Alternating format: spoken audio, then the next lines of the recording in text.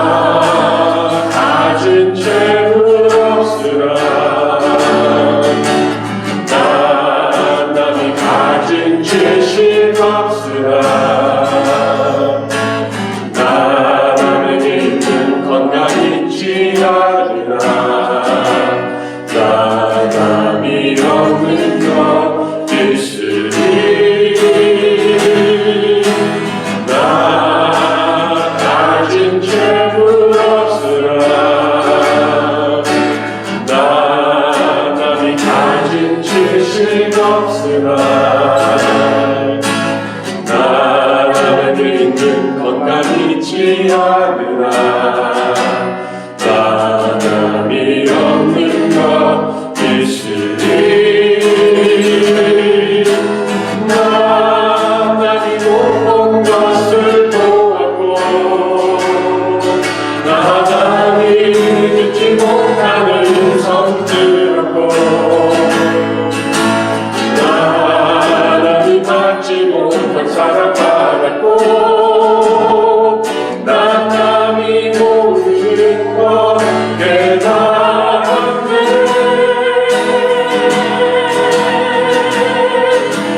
공평하신 하나님이 남이 가진 건 다 없지만 공평하신 하나님이 남이 없는 것 같게 하셨네 나 가진 재물 없으나 남이 가진 지식 없으나 남에게 있는 건강이 있지 않으나 남이 없는 것 있으리 나 가진 재물 없으나 남이 가진 지식 없으나 남에게 있는 건강이 있지 않으나 남이 없는 것 있으리 남이 못 본 것을 보았고 남이 듣지 못하는 성 들었고 남이 받지 못한 사랑 받았고 남이 모르는 걸 깨달았네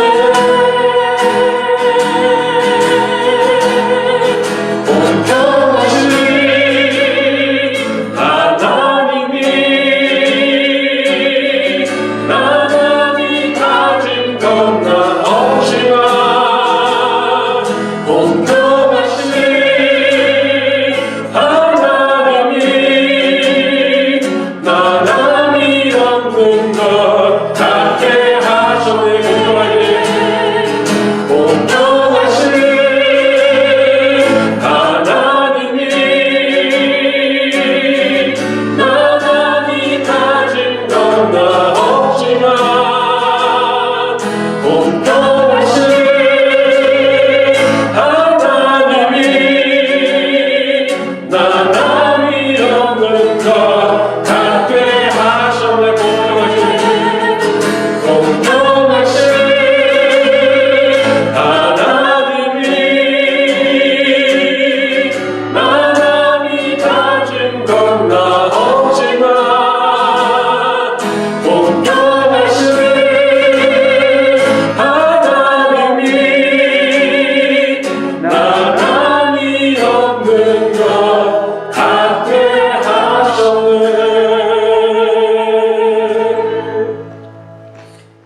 하나님, 오늘도 세상 사람들이 갖고 있지 못한 그 하나를 저희들이 가지고 있기에 그렇게 오늘도 주님 앞에 나왔습니다. 이 세상에 의지할 것이라고는 오직 주님밖에 없기에 오늘도 주님의 사랑 없이는 살아갈 수 없기에 주님의 진리의 말씀 위에 서지 않으면 한시도 제대로 된 삶을 살 수 없기에 오늘도 주님 앞에 나왔습니다. 오늘도 이 시간 성령으로 임하여 주시사 저희들의 심령을 인쳐 주시고 주님의 말씀을 살아계신 하나님의 말씀으로 온전히 받는 은혜의 시간 되게 하여 주옵소서. 예수님의 이름으로 기도드리옵나이다. 아멘. 할렐루야. 한 주 동안 평안하셨습니까? 예, 이제 지난주에 비었던 그 고정석이 이제 다 차 있습니다. 그래요. 좌우 둘러보시면서 한번 인사 나눠보시기를 원합니다. 예, 한 주 동안 평안하셨습니까? 또 우리 LA 잘 다녀오셨는지요? 예. 이따가 기도 제목 시간에도 좀 알려드리겠지만 우리 임성 원사님께서 거기서 넘어지시는 바람에 골반하고 다리뼈 사이 거기가 금이 가가지고 지금 좀 치료하는 그런 과정 속에 있습니다. 그래서 여러분 위해서 기도해 주시기를 원합니다. 네, 오늘 이 시간 저희들에게 주신 하나님의 말씀은 사무엘상 23장 19절로부터 29절까지의 말씀입니다.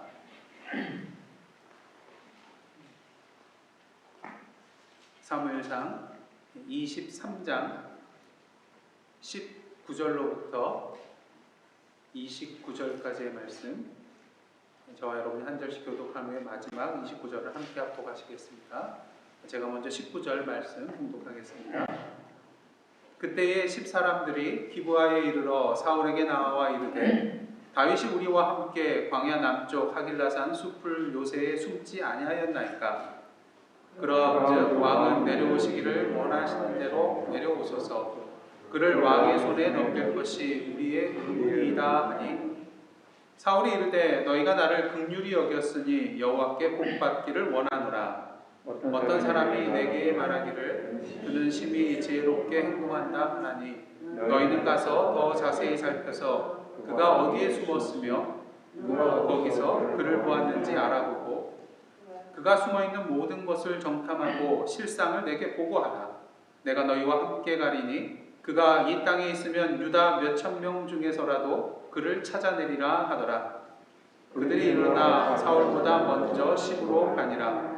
다윗과 그의 사람들이 광야 남쪽 마온 광야 아라바에 있더니 사울과 그의 사람들이 찾으러 온 것을 어떤 사람이 다윗에게 아뢰매 이에 다윗이 바위로 내려가 마온 황무지에 있더니 사울이 듣고 마온 황무지로 다윗을 따라가서는 사울이 산 이쪽으로 가매 다윗과 그의 사람들은 산 저쪽으로 가며 다윗이 사울을 두려워하여 급히 피하려 하였으니 이는 사울과 그의 사람들이 다윗과 그의 사람들을 애워싸고 잡으려 함이었더라. 전령이 사울에게 와서 이르되 급히 오소서. 블레셋 사람들이 땅을 침노하나이다.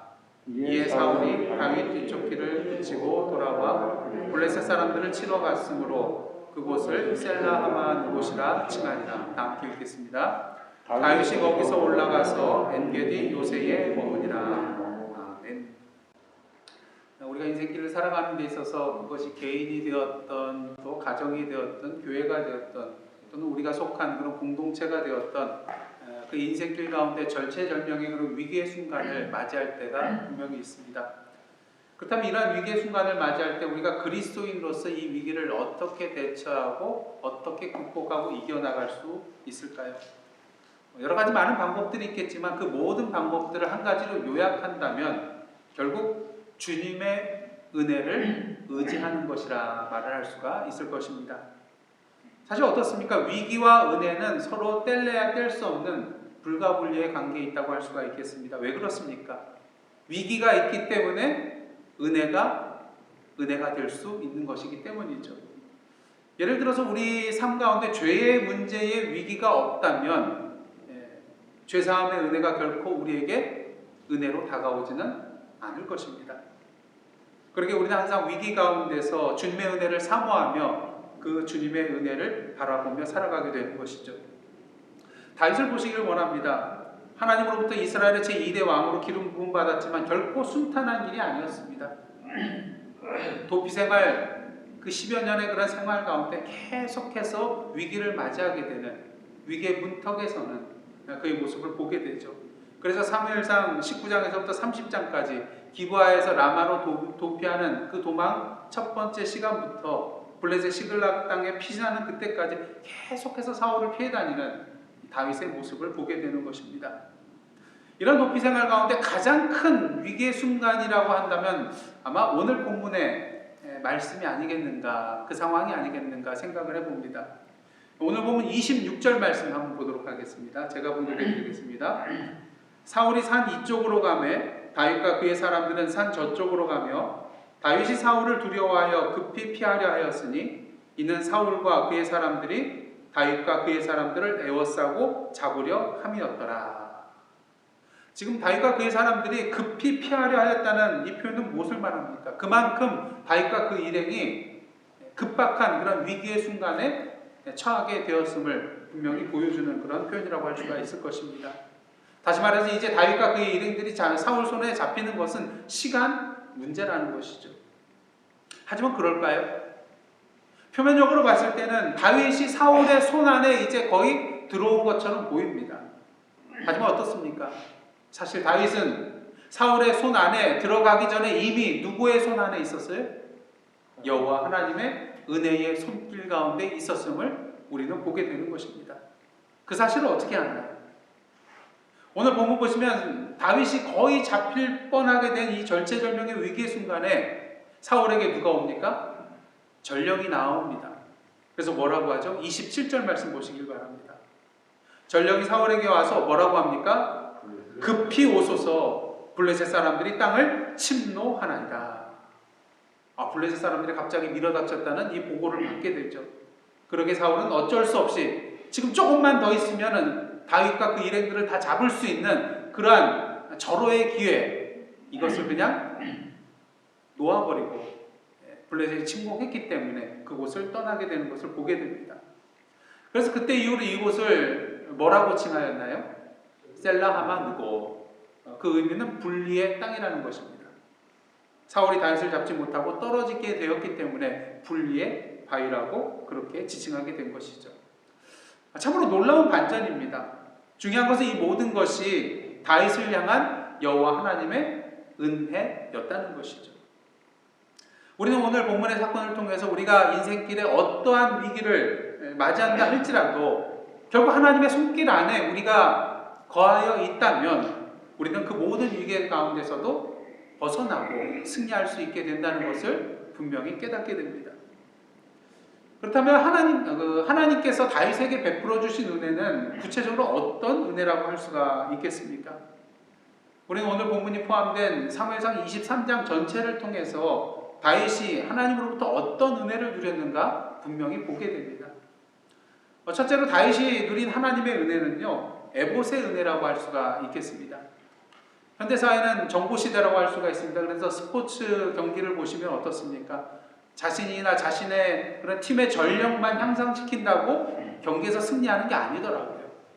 지피지기면 백전백승이란 말처럼 나를 알 뿐만 아니라 상대방을 알아야지 이길 수 있기 때문인 것입니다.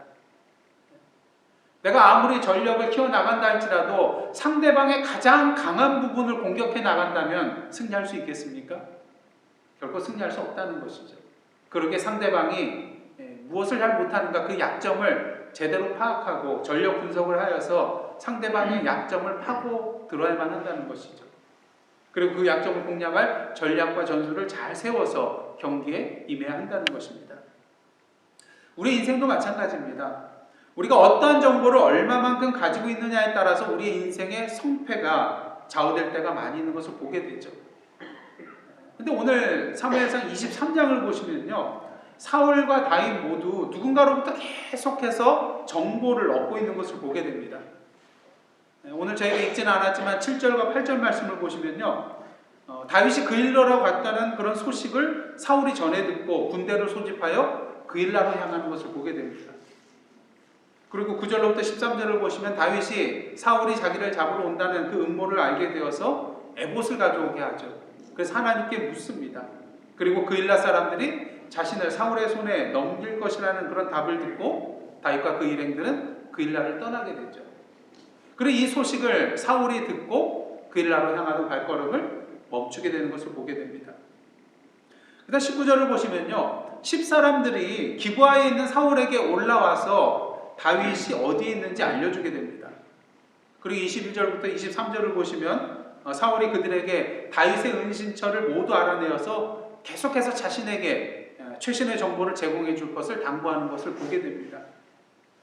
하지만 어떤 사람이, 그러니까 사울에게만 어떤 사람이 나타난 것이 아니에요. 오늘 말씀을 보시면 다윗에게도 어떤 사람이 나타나서 이 소식을 알려주는 것을 보게 됩니다. 그래서 다윗은 마온 황무지로 피하게 되는 것을 보게 됩니다.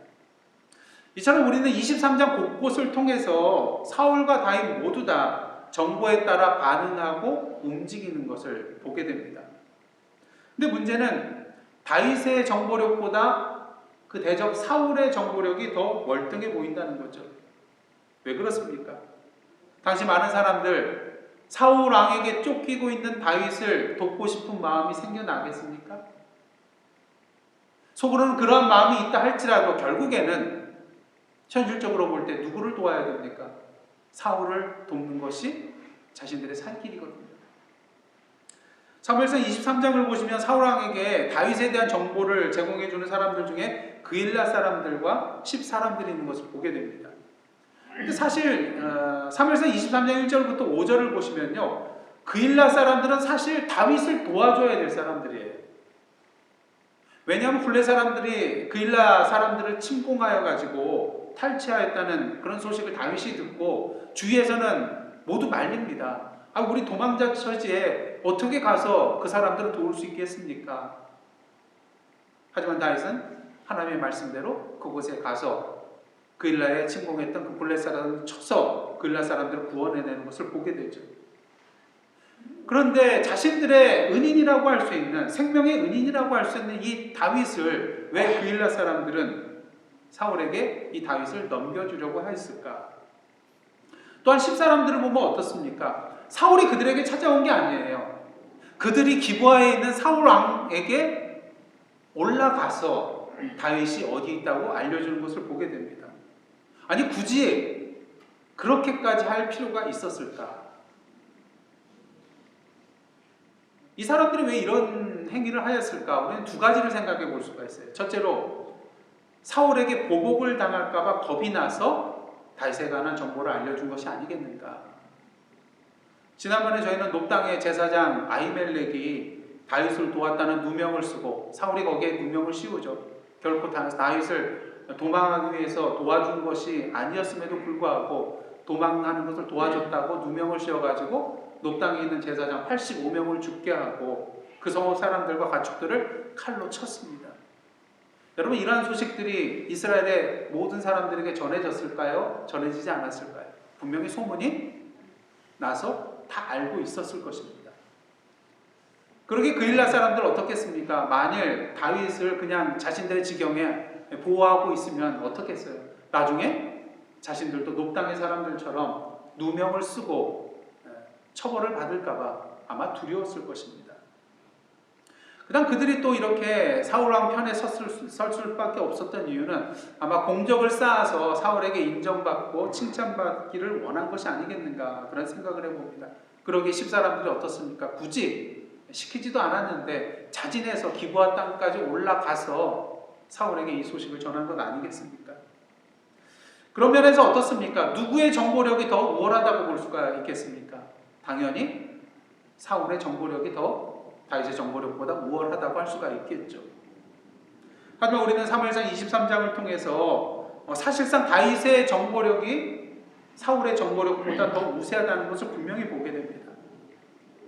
여러분, 정보의 힘이라는 것은 무엇입니까? 정보의 힘이라는 것은 내가 가지고 있는 정보의 개수에 달려있는 것이 아니라 내가 가지고 있는 정보가 단 하나의 정보라 할지라도 그 정보가 참되냐, 가치 있는 것이냐, 여기에 달려있다는 것을 우리는 분명히 알고 있습니다.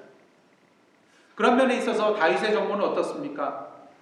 아까 우리 나 가진 재물 없으나 찬양할 때처럼 세상 사람들이 가지고 있지 못한 것, 내가 가지고 있는 것이 있다고 고백하고 있잖아요. 마찬가지로 다윗에게도요, 사울에게 없는 그 정보, 사울이 비록 많은 정보를 가지고 있다 할지라도 오직 다윗만이 가지고 있는 더 가치 있는 정보가 있다는 것을 우리는 오늘 말씀을 통해서 보게 되는 것입니다. 그 정보는 어떤 정보예요? 하나님께서 에봇을 통하여 알려주시는 에봇의 정보였습니다. 에봇은 무엇입니까? 대제사장이 입는 그 길다란 그런 조끼 모양의 그런 옷이 에봇인데요. 그 가슴에는 흉패가 하나 있는데 거기에는 우림과 둠밈이 있습니다. 우림의 뜻은 빛이라는 뜻이고요. 둠밈은 완전하다는 그런 뜻을 가지고 있어요.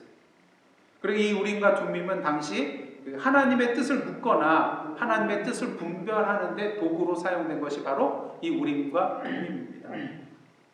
근데 이 에봇이 지금 누구에게 있었어요? 다윗의 수중에 있었어요. 어떻게 이 에봇이 다윗의 수중에 있었겠는가? 여러분들 높당에 있는 아히멜렉과 그 제사장들이 죽임을 당할 때 아히멜렉의 아들 아비아달이 다윗에게로 도망오잖아요. 근데 그 도망올 때 그 에봇을 들고 왔기 때문에 다윗의 수중에 이 에봇이 있었던 것입니다. 그래서 사무엘상 23장 6절부터 13절을 보시면요, 사울이 다윗과 그 일행들을 잡으러 그일라 땅에 온다는 소식을 듣고 다윗이 어떻게 합니까? 당장 에봇을 가져오라고 명합니다. 그리고 하나님께 묻죠. 사울이 정말 저를 잡으러 여기까지 내려오겠습니까? 그리고 이곳에 있는 그일라 사람들이 나를 사울의 손에 넘겨주겠습니까? 이 두 가지 질문을 하나님께 하는 것을 보게 되죠. 그리고 하나님께서 대답하십니다. 사울이 잡으러 올 것이다. 그리고 그일라 사람들이 너와 너희 일행들을 사울의 손에 넘겨줄 것이다. 그래야 다윗과 그의 사람들 600여 명은 그일라 땅에서 나가게 되고요. 이 소식을 전해 들은 사울은 그일라 땅으로 사울을 잡으러 가는 그런 발걸음을 멈추게 되는 것을 보게 됩니다. 여러분은 위기의 순간에 여러 가지 그런 정보를 얻기를 원합니다. 원하게 되죠. 그렇다면 여러분은 어떠한 정보에 민감해 하십니까? 사실 정보가 많은 것은 좋지만 정보가 많다고 꼭 좋은 것은 아니더라고요. 왜냐하면 잘못된 정보를 가지고 있거나 서로 상반된 정보를 가지고 있을 때 우리는 더 당황하게 되고 또 혼란에 빠지게 되기 때문인 것입니다. 그럴 때 우리는 또 다른 정보를 원하게 되고 최신의 정보가 무엇인지 동분서주하면서 찾게 되게 됩니다. 그렇게 하나님께서 오늘 본문을 통해서 우리에게 분명하게 말씀해 주고 계십니다. 한번 따라 하시기를 원합니다. 에봇의 은혜를 누려라. 단 하나의 정보이지만 궁극적으로 하나님께서 주시는 정보만이 우리에게 가치 있고 의미 있는 참된 정보이기 때문인 거죠. 그렇다면 오늘도 하나님께서 우리에게 주시는 에봇의 정보는 무엇을 의미하는 것일까요? 바로 하나님의 말씀인 성경과 또 하나님과 영적으로 교제하고 대화할 수 있는 기도가 바로 오늘의 에봇이라고 할 수가 있을 것입니다. 그런 의미에서 여러분의 삶 가운데 위기의 순간이 다가오셨나요? 그렇다면 뭐 할 때입니까? 더욱더 하나님의 말씀을 의지할 때입니다. 더욱더 하나님 앞에 기도할 때인 것입니다. 바라기는 오늘의 에봇, 이 말씀과 기도를 통하여서 다윗과 같이 하나님이 주시는 에봇의 은혜를 누리시는 저와 여러분의 삶이 되시기를 원합니다. 그 다음 둘째로 다윗이 누린 하나님의 은혜는요, 격려의 은혜였어요. 이 세상 어느 누구도 홀로 서 있을 수 있는 사람은 없습니다. 아담과 하와 때부터 하나님께서 어떻게 하셨어요? 독처하는 것이 좋지 못하니까 돕는 배필로 하와를 만들어 주시잖아요. 그러기에 우리 인간은 사회적인 존재요, 홀로 서 있을 수 없는 존재라는 것을 우리는 태초부터 보게 되는 것입니다. 그러기에 오늘도 우리는 어떻습니까? 기댈 곳을 찾게 되더라고요. 기댈 곳을.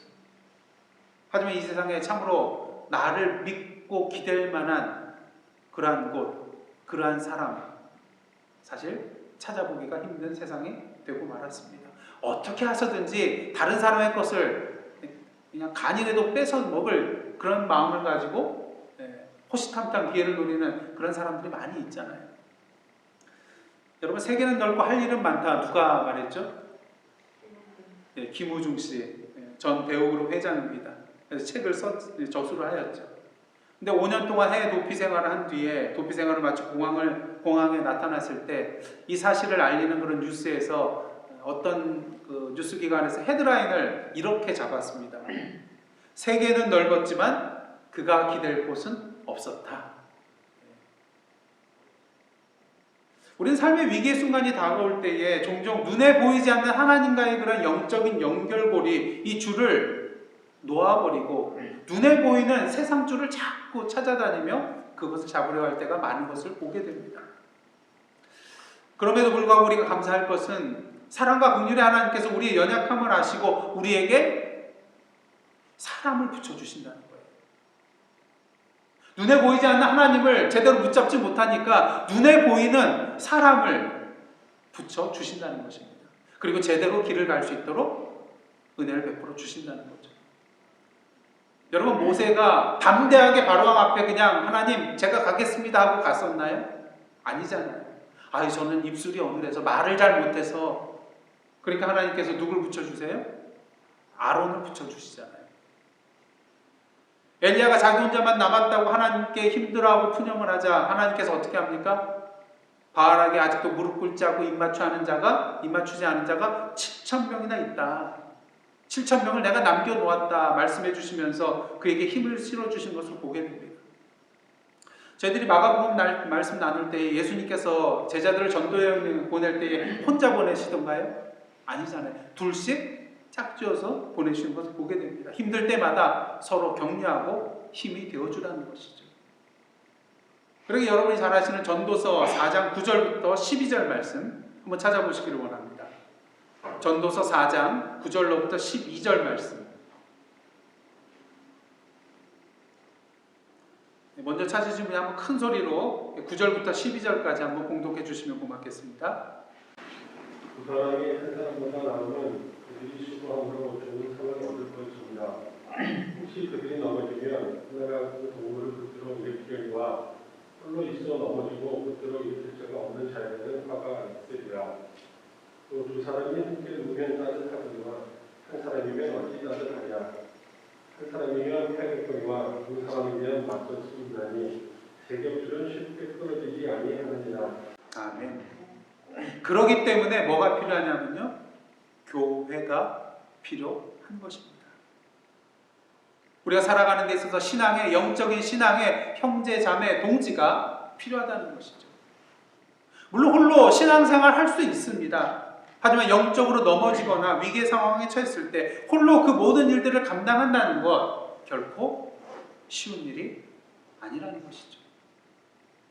그래서 여러분들 어떻습니까? 아프리카의 그런 맹수들을 보시면은 사냥을 할 때 무리 속에 있는 어린 새끼를 그 무리에서 먼저 분리시키더라고요. 같이 있으면은 잡아먹기 힘들거든요. 그래서 먼저 분리시킨 다음에 홀로 남아있는 그 새끼를 공격해서 잡아먹는 것을 보게 되는 것입니다. 사단도 그렇게 하더라고요. 우리를 자꾸 분리시켜요. 홀로 서게 만들어요. 그리고 연약한 가운데 홀로 서 있는 우리를 쉽게 잡아먹게 된다는 것이죠. 그렇다면 하나님께서는 이 다윗에게 누구를 붙여주셨습니까? 자기 생명같이 다윗을 사랑하는 요나단을 붙여주셨습니다. 그리고 그로 하여금 다윗을 격려하도록 은혜를 베풀어 주신 것을 보게 되죠.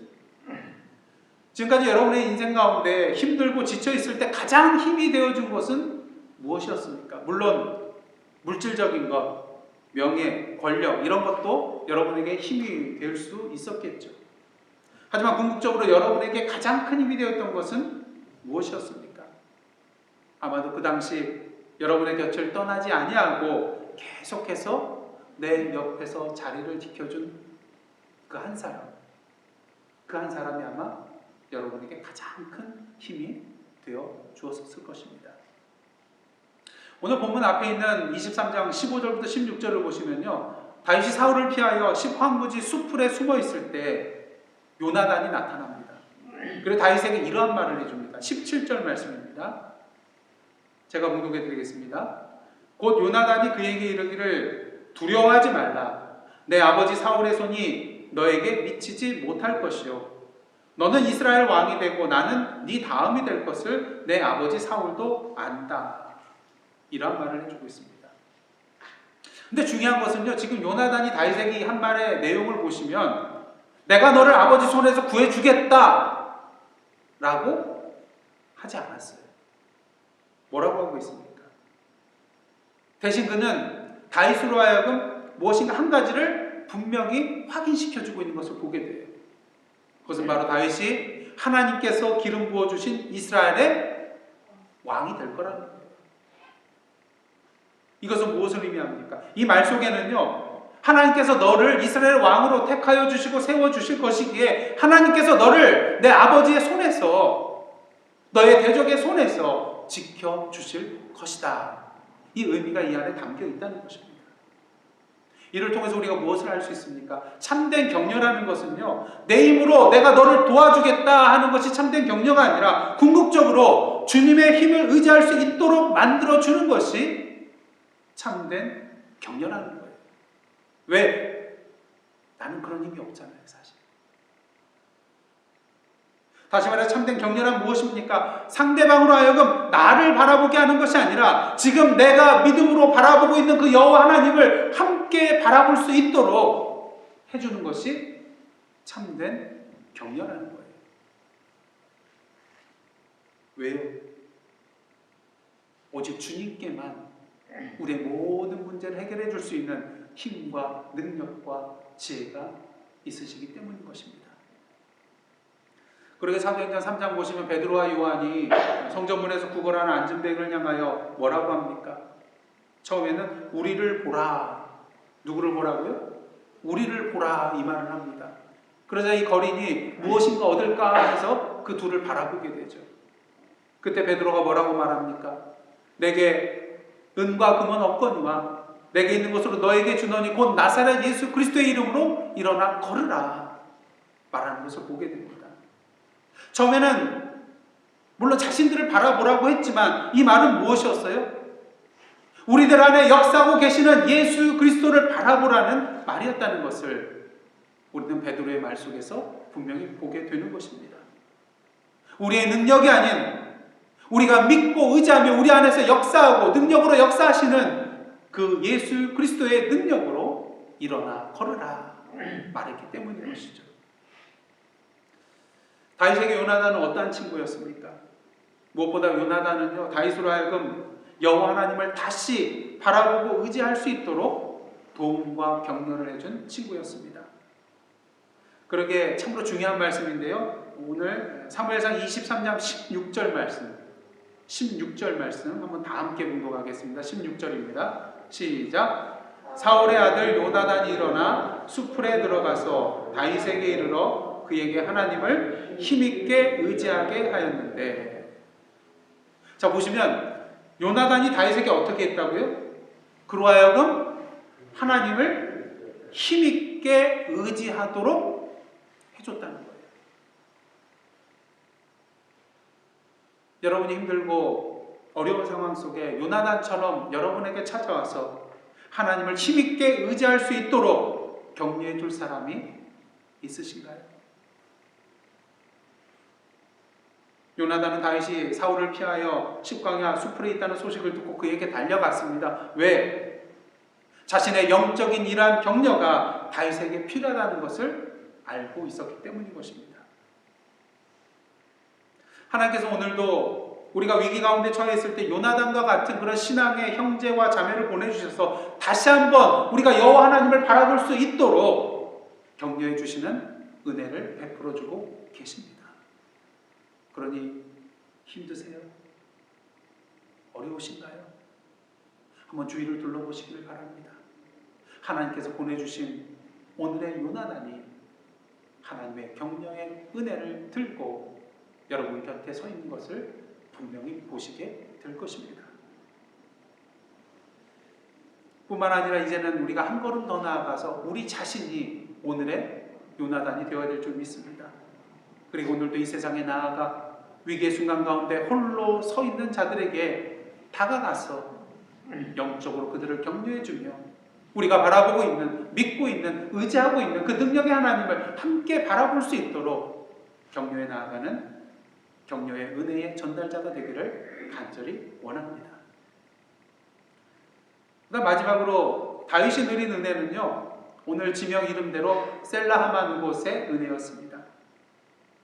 다윗과 그 일행은 그 마온 광야에서 산잔편에서 사울과 그의 군대에게 지금 쫓기고 있었어요.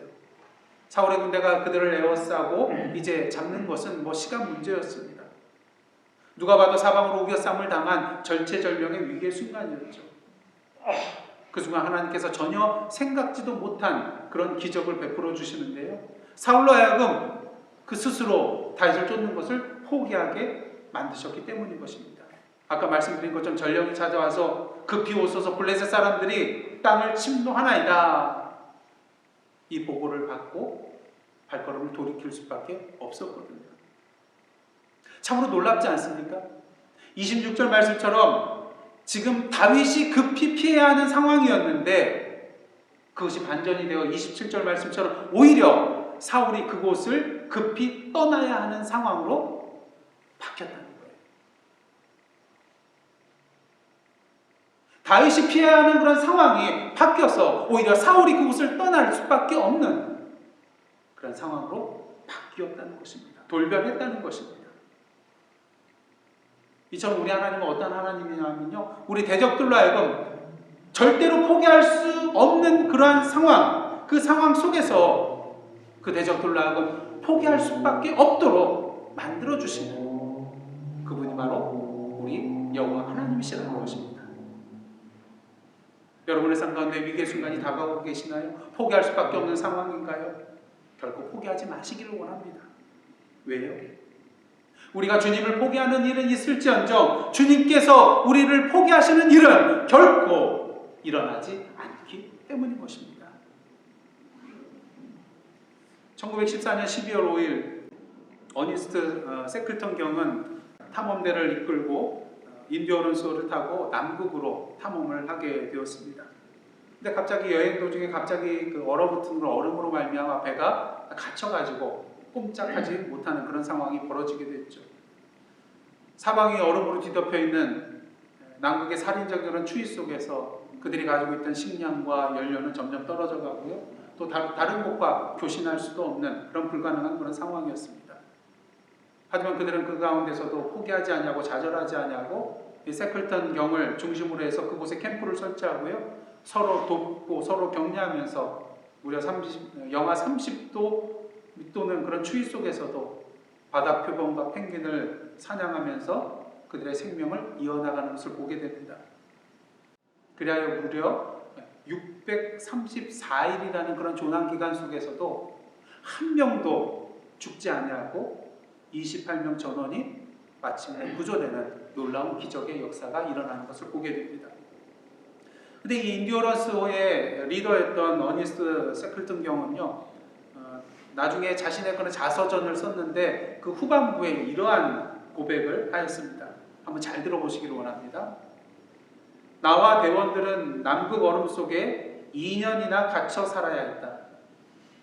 세상 사람들이 흔히 겪는 어려움과는 비교도 할 수 없는 혹독한 시련을 이겨낸 우리는 단 한 번도 희망을 포기한 적이 없었고 서로 미워한 적도 없었다. 무엇을 말하나요? 서로 격려하며 희망을 가지고 결코 포기하지 않았다는 것입니다. 뭐 하지 않았다고요? 포기하지 않았다는 것입니다. 그리고 남극의 얼음 속에서 죽음의 위기를 이겨낼 수 있었던 것이죠.